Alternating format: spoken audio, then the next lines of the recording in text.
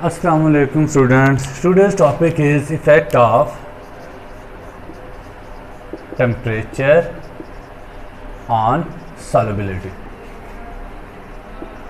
बेटा लास्ट हमने पढ़ा था हीट इज अब्सॉर्ब, अब हम पढ़ेंगे heat is given out plus no change due to heat.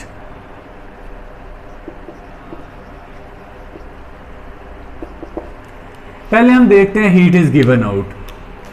Understood see बात है कि इस रिएक्शन के अंदर हीट रिलीज होगी, इस तरह के रिएक्शंस को हम एक्सोथर्मिक रिएक्शंस का नाम देंगे। एक्चुअली होता क्या है कि पहले मैं इसकी दो एग्जांपल्स हैं बुक पे लिखी हुई उनको डिस्क्राइब करता हूँ, लिथियम सल्फेट और caesium sulphate. Li2SO4 lithium sulphate, caesium Ce2SOO4 thrice.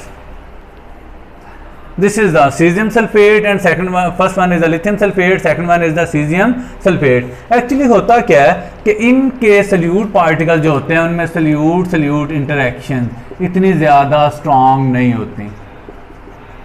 ये सल्यूट इंटरेक्शन वीक होती हैं, जल्दी से खुद ही टूट के अपने सल्यूट पार्टिकल को अलग करते हैं, सॉल्वेंट पार्टिकल जल्दी से आके इनको अपने घेरे में लेके सॉल्युबिलिटी को पॉसिबल कर देते हैं। अब सल्यूट नई फोर्सेस डेवलप होंगी, these are salute solvent interaction. अब ये एक स्टेप है, एक प्रोसेस है जिसमें हम सॉल्युबिलिटी को पॉसिबल कर चुके होते हैं, सॉल्युबिलिटी खुद ही हो चुकी होती है। अब रीज़न ये है कि जब सल्यूट सॉल्वेंट इंटरेक्शन डेवलप हो चुकी है, सॉल्युबिलिटी कंप्लीट हो चुकी है, फिर हम अगर मज़ीद उसको हीट देंगे तो वो इन फोर्सेस को तोड़ के सॉल्युबिलिटी को इंक्रीज़ करने के बजाय इन फोर्सेस को तोड़ के सल्यूट पार्टिकल दोबारा से अलग और सॉल्वेंट पार्टिकल को दोबारा से अलग कर देगा, जिसकी वजह से जो सॉल्युबिलिटी हुई होती है वो भी कम होना स्टार्ट हो जाती है। क्योंकि सॉल्युबिलिटी यही है, सल्यूट सॉल्वेंट इंटरेक्शन डेवलप हो, सल्यूट के पार्टिकल टूटें, सॉल्वेंट के साथ मिले और सॉल्युबिलिटी को पॉसिबल करें। जब हीट देने से एक्चुअली हमारा काम होता है सल्यूट इंटरेक्शन को तोड़ना, लेकिन यहाँ पे ये फोर्सेस ऑलरेडी वीक हैं, टूट चुकी हैं, सोल्यूशन पॉसिबल हो चुका है, सॉल्युबिलिटी पॉसिबल हो चुकी है। उसके बावजूद सल्यूट सॉल्वेंट की इंटरेक्शन जो नई डेवलप हुई है, अगर हम हीट देंगे तो ये इनको तोड़ देगी। अगर इनको तोड़ देगी तो जो हमने एक चीज़ जोड़ी थी, बनाई थी या प्रोसेस कंप्लीट किया था, वो ही डिस्टर्ब हो जाएगा, तो डेफिनेटली हमारे पास सॉल्युबिलिटी डिक्रीज हो जाएगी। कुछ ऐसे सल्यूट्स हैं, कुछ ऐसे साल्ट्स हैं जिनको डिज़ोल्व करने के बाद अगर हीट दी जाए तो बजाय इसके कि सॉल्युबिलिटी इंक्रीज हो, उनकी सॉल्युबिलिटी डिक्रीज होना भी स्टार्ट हो जाती है। Next part, no change in heat. अगर हम बात करें नो चेंज इन हीट की, अच्छा यहाँ पे इसकी एक इक्वेशन भी थी, वो भी मैं कंप्लीट करवा दूँ। हम इसको लिख सकते हैं salute plus solvent gives us solution plus heat। इसका मतलब क्या हुआ, अगर तो रिएक्टेंट साइड पे लास्ट हमने इसके पार्ट के अंदर देखा था कि अगर हम सल्यूट सॉल्वेंट प्लस हीट करते हैं, यानी रिएक्टेंट साइड पे हीट को लिखते हैं, तो हीट इन हो रही होती है, यानी सल्यूट सॉल्वेंट जब एक दूसरे के साथ इंटरमिक्स हो रहे होते हैं तो हीट अब्सॉर्ब हो रही होती है। उस प्रोसेस को हमने एंडोथर्मी का नाम दिया था। लेकिन यहाँ पे जब सल्यूट और सॉल्वेंट एक दूसरे के साथ इंटरमिक्स होते हैं तो वहाँ पे जब सोल्यूशन पॉसिबल होता है, साथ में ऑलरेडी हीट रिलीज हो रही होती है, तो इस तरह के प्रोसेस को हम एक्सोथर्मिक का नाम देंगे, एक्सोथर्मिक।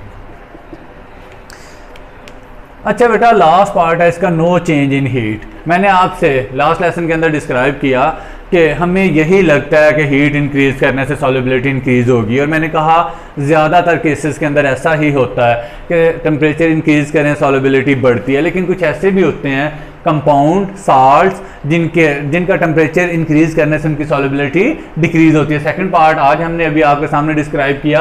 और थर्ड एक ऐसी टाइप भी है जिसके अंदर चंद एक ऐसे कंपाउंड पाए जाते हैं, चंद एक ऐसे साल्ट्स पाए जाते हैं जिनका टेम्परेचर के साथ कोई भी वास्ता नहीं, या टेम्परेचर इंक्रीज या डिक्रीज करने से उनकी सॉल्युबिलिटी पे कोई भी इफेक्ट नहीं होता।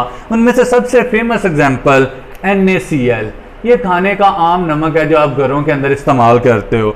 अब इस एक्सपेरिमेंट को करने के लिए आप दो बीकर लें या दो बर्तन लें, दोनों को दो स्टोव के ऊपर रख के नीचे से आप हीट करना स्टार्ट कर दें। एक के अंदर आप शुगर डालें, एक के अंदर आप साल्ट डालें, दोनों को इंटरमिक्स करें।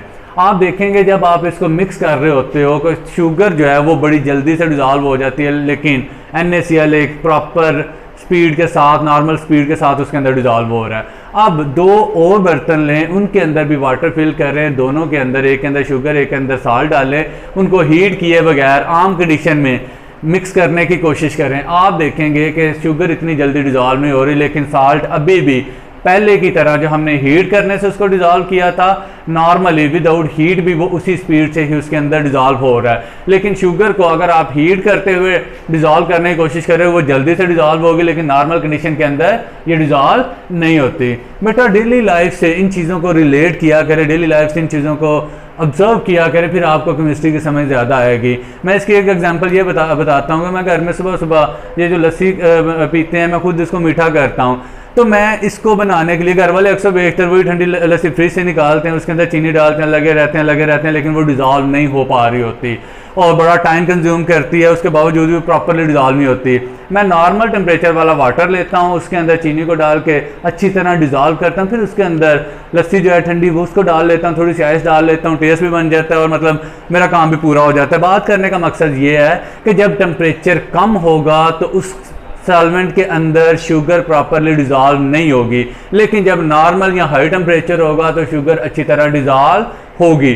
सो शुगर भी अगर उन टाइप में आएगी कि अगर हम हीट इंक्रीज करें तो उसकी सॉल्युबिलिटी इंक्रीज होगी।